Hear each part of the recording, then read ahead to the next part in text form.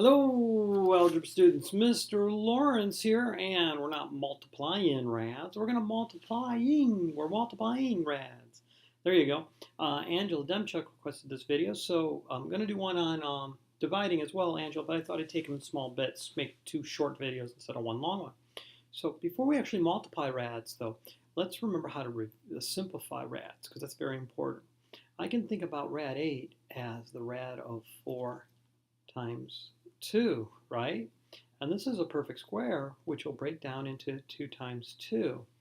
And since I'm doing the square root, since I have a pair of 2's, they can leave the house, go on one date, and then I'll be left with this 2 stuck inside. So rad 8 simplified is 2 rad 2. The trick to knowing is look inside the radical symbol.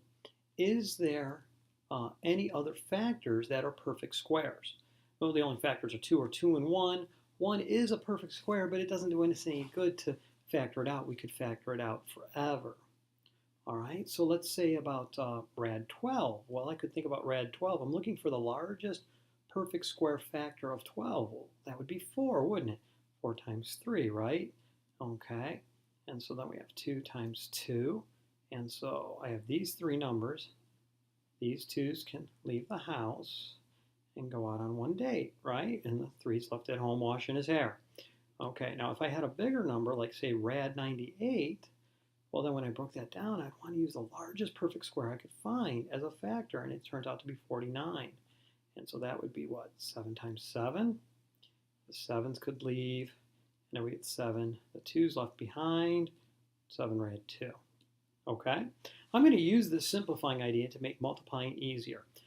I am not going to waste my time and multiply 8 and 24 together. I'm going to rewrite this as one rad. Do it 8 times 24. Now that's a baby step there. You don't need to put that extra step in if you don't want to. That's a 24, not a 24 hundredths, okay? But if you want to put it in, you go right ahead.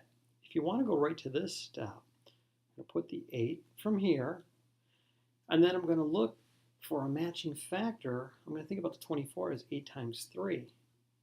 And so when I do that, these 8's can leave the house. I'm not going to break them down anymore.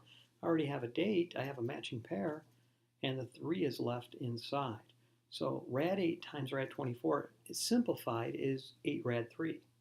Now, if I wanted to, I could multiply 8 times 24, get a pretty large number. It's going to be more than 160, 192 maybe. And then I'm going to have to break that down into 8 rad 3. Well, why waste my time multiplying together when I'm just going to tear it apart? Similarly, number 2 here, I'm going to skip that baby step on this one. I'm going to write down rad 10, and then I'm going to think about 50 as 5 times 10. And look at that, I got a pair of 10's, don't I? And so the 10's will leave the house, 5 will be left inside. I'll have 10 rad 5. Okay, now sometimes they get a little bit more complicated here, but it's not hard. I'm going to multiply the 2 and the 3 and get 6 rad 7. And how am I going to think about that 14? I'll bet you know 7 times 2. Now the 7's are going to leave the house. And a question I often get is, I don't know if I should add those 7's or multiply them. Well, it is very rare for us to ever assume an addition problem. We usually need to see a plus sign. I'm having a hard time of thinking more than one number, and I don't see a plus sign. Can it be addition? But we assume multiplication often, don't we? Yeah, there's not a single plus sign in here. It says 3 times rad 7 times 2 times rad 14. It's all multiplication. So therefore, when this 7 comes out, it's 6 times 7. So our best answer is 42 rad 2. Okay, let's try this one. 5 times 2 is 10.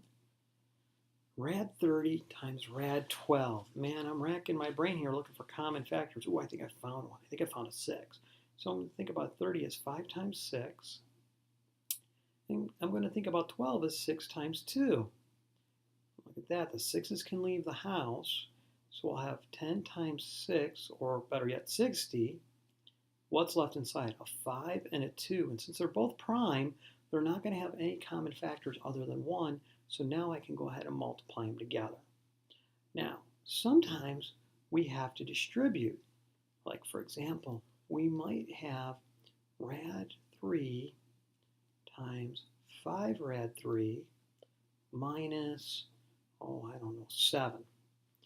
Well, that's a distribution situation. I'm going to multiply here and multiply here. So we're going to have rad 3 times 5 rad 3, which is really an easy problem. And then we're going to subtract rad 3 times 7. All right, so rad 3 times rad 3 would just be 3, wouldn't it? Right? Rad 3 times rad 3 would equal rad of 3 times 3. They could leave the house. There's technically a 1 left inside, but really, doesn't matter because the rad of 1 is 1. So we're done. So rad 3 times rad 3 is rad 3. So this is 5 times 3. Or better yet, 15. Right? So this part becomes 15. Okay. Now, 7 times rad 3, well, there's nothing you can really do. 7 rad 3. That's kind of like 7 times x, 7x. And so there it is. There. Of course, Angela, if we had a problem like this, quantity of 5 plus 3 rad 2 squared, it might be really smart to write it as two quantities, because some of you will just square this number and square that number, and you'll forget to double distribute. Don't forget to double distribute. All right, so I'm going to multiply here, get 25. I'm going to multiply here and get 15 rad 2. Okay, now I got to multiply here and get another 15 rad 2, and I'm a vertical kind of guy when it comes to addition. I prefer to be vertical. And then I'm going to multiply here. Now that one, I can do in my head. Maybe you can't. So, do it off to the side. Go 3 rad 2 times 3 rad 2. And I'll go 3 times 3 and get 9. Rad 2 times rad 2 should just be 2. So this must be 18. And so I'll put the 18 here. Now I'll combine like terms. I believe I'm going to get 43 plus 30 rad 2. Remember that when you're adding rads, they behave just like variables. It's almost like 15x plus 15x. It's 15 rad 2 plus 15 rad 2s. I have 30 rad 2s. So there is the answer. All right, Angela, let me know if there was a specific type of problem you wanted to see. I think I covered most of the bases, but if I missed one, you let me know. Okay, buddy? All right, I'm so glad you asked. I'm going to end this video, and I'll put together a division one for you. Mr. Lawrence signing off.